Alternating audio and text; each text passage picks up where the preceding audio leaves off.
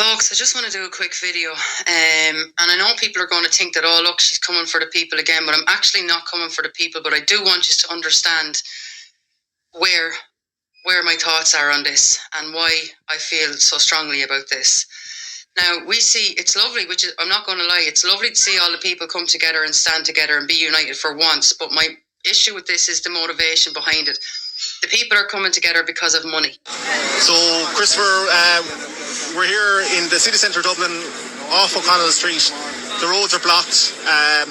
Massive turnout for this protest, in fairness. Is it as much as you expected? A lot more. Better, yeah. Better than thought? Yeah. What are your aims and what message do you want to tell the government tonight? Stop ignoring us. Simple as that. Stop ignoring us. We won't be ignored. That's it. We're not asking for anything outrageous. We want to be able to afford to buy diesel. We're producing food. You know what I mean? There's money for everybody. Yeah. We need some of it. There's money for everybody. Yeah. We need some of it.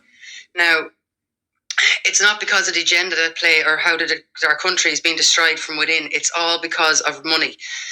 Now, these truck drivers, farmers, hauliers, they all say that they're doing this for the people, but I don't know if I trust that, because when in history have we ever seen the farmers or lorry drivers or hauliers or contractors ever come out and stand with the people for the people? They've only ever come out when it suited them and things weren't going wrong for them. They've never actually stood with the people for the people. Morning everybody, bank holiday Monday morning.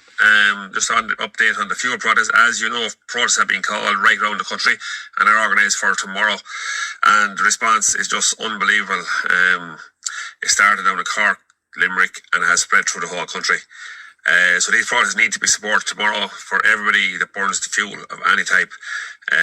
Tractors, lorries, cars, even a motorbike. Doesn't make a big difference. If you burn kerosene, the government is screwing us on the fuel, and we're going to force them to drop the price of fuel.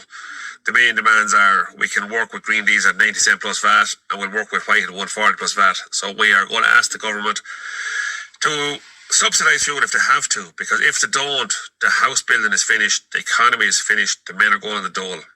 Lorries are being parked up, men are going broke. So I'm pleading with the government to wake up, don't ignore the protest tomorrow, and please do the right thing for the country and reduce the price of fuel, because from what we're hearing, the house building game is over as it stands, because the price rise in materials and diesel used on sites is just making houses unaffordable to build. So if the house building crashes, then the country is in major recession. If the government reduce the fuel price, we will avoid a recession. That's how simple this is. And a recession is not good for the country. So if you know a TD, put pressure on them and tell them to wake up and drop the fuel price. Protests everywhere tomorrow. It's going to be massive. At this stage, I think there's heading for 23 or 4 towns going to be blocked down tomorrow with protests. I think Cork County alone has 9 organised now at this stage down there. They're unbelievable down there. There's contractors in Cork putting out 25 tractors onto the road there tomorrow because they can't afford to stay working for farmers who can't afford to pay them. Now, the government are also in talks with the EU to lower the EU energy tax, but it's only to lower the EU energy tax for the farmers, contractors and the hauliers. And this is why the IRHA stepped away from this protest, because they knew that the government were in talks with the EU to get this lowered for them. So they didn't want to be seen attached to this protest in case it stopped them getting their package. Now, we see Micheál Martin come out today and talk about the package, the energy package, which is the talk that he's in with the EU to get reduced for the lorry drivers, the hauliers and the contractors. It's not for the ordinary people. So everyone else is going to be left footing the bill. I mean, our carbon tax was raised last night, from 12 o'clock last night from onwards now. It's now €71 per 100 tonne of CO2 emitted. So, like, the carbon tax has been risen. The government do not care about the people. They never have cared about the people. And if these contractors and lorry drivers and all were genuinely here for the people, they would be standing up against this digital decade policy that the government's after bringing in, because this is where our country is going. I mean, none of the lorry drivers are currently talking about the CAV thing that's going to be what's the word I'm looking for? You know what I'm trying to say? Implemented, that's the word, sorry. None of the lorry drivers are talking about that now. The CAV is the Connected Automated Vehicles, which is the AI AI drivers. AI are going to be driving lorries, buses, trains, taxis, you name it. They're going to have AI driving these things, so they won't need lorry drivers anymore. I mean, this is where everything now is starting to make so much sense to me, because the digital wallet, everything goes back to the digital wallet. If you read this digital decade policy that the government are after bringing out, it's bringing in AI healthcare, it's bringing in HSE now of a health app. Everything is going to be brought digitally, but you need the digital wallet to introduce, to be able to access any of these services, to be able to use anything in our country. You're going to need the digital wallet. Now, they're going to tell you it's not mandatory, but then if you want to access any services in this country, you're going to need the digital wallet. But we don't see any of the lorry drivers, we don't see the farmers talking about the digitalisation, because we know a majority of the farmers in this country have already accepted the digitalisation of their industry and are now using half of these apps. So my fear is when the government come out and give this energy pact program thing, that they're going to come in and cut the feckin' costs for these people, they're going to all disappear home, and the ordinary people are going to be left foot the bill.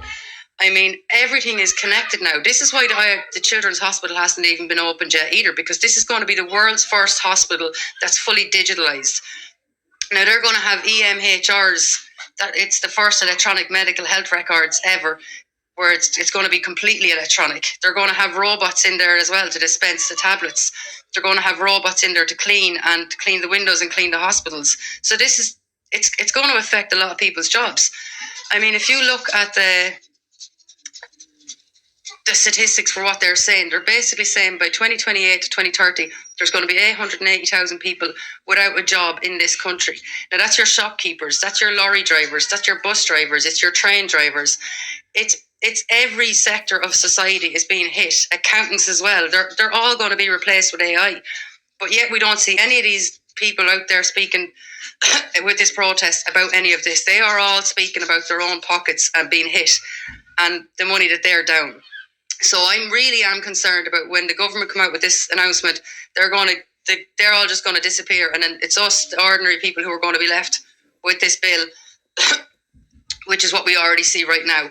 I mean, the amount of data centres that we have in this country, and by 2030, it's going to be 30% of our total electricity in this country that's going to be given to data centres. But we're the ones footing the bill for that. And again, it's all complete silence from all these organisations and people who are out protesting today and yesterday.